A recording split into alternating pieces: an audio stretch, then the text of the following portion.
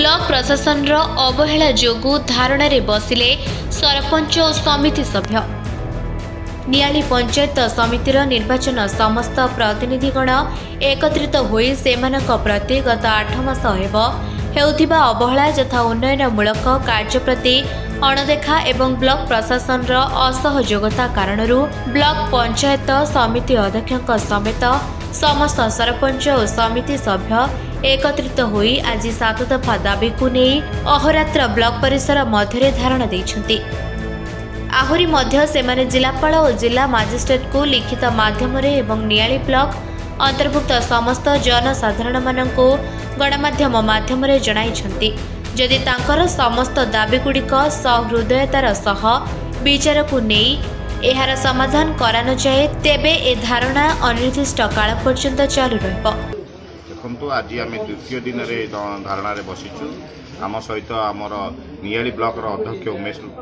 बेरा अच्छा उपाध्यक्ष अच्छा और विभिन्न पंचायत सरपंच समिति सभ्य मान भाई भौणी मैंने आसी पहुँची जेहेतु निज पंचायत रे कौन प्रकार डेभलपमेंट काम उन्नतमूलक काम हो पारना प्रशासन सहयोग करूना नियाली ब्लॉक प्रशासन कौन प्रकार सहयोग रखुनी समिति सभ्य सरपंच मानक जहाँफल आज जो प्रतिश्रुति दे समिति सभ्य जड़े सरपंच विजय लाभ करके आसी ब्लॉक रे पहुँचते से कौन कार्य कौन कथा रही पार जहाँफल से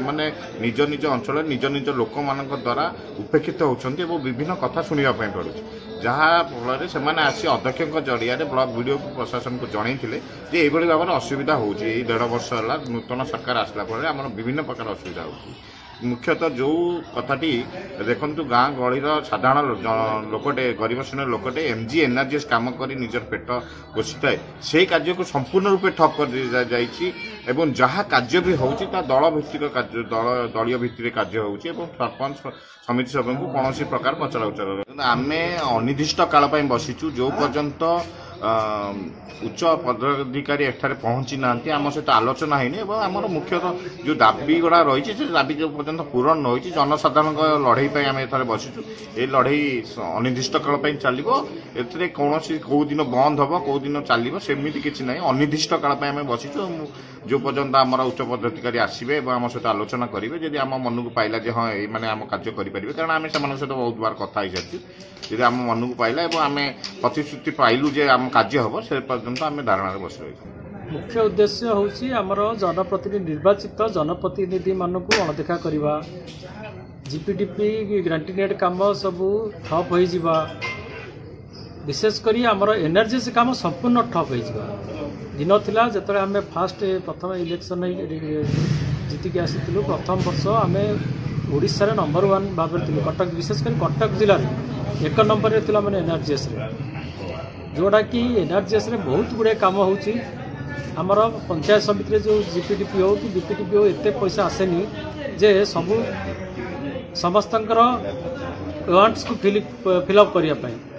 ग्रांटीनेट रे बहुत विभिन्न प्रकार काम अच्छी जो एनआरजीएस एनआरजीएस काम होची सबुठु भास्ट ताको बर्तमान ये जो बर्तमान जो आमर आसपी कौन प्रशासन से संपूर्ण ठप कर साबिक नहीं आम गत काली आम धारणा बस आसल तो आम ब्लॉक प्रशासन ठार अन्य किसी आशा रखी जेहेतु सरपंच जिते आम पंचायत जीतलु जो मैंने आम सहित थे आम पंचायतवासी आम जो प्रतिश्रुति देथिलु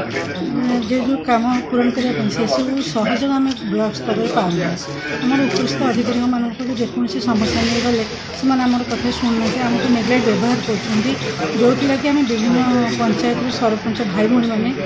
समिति सभ्य भाई भौणी मैंने ये उपस्थित अनिर्दिष्ट काल धारणा बस।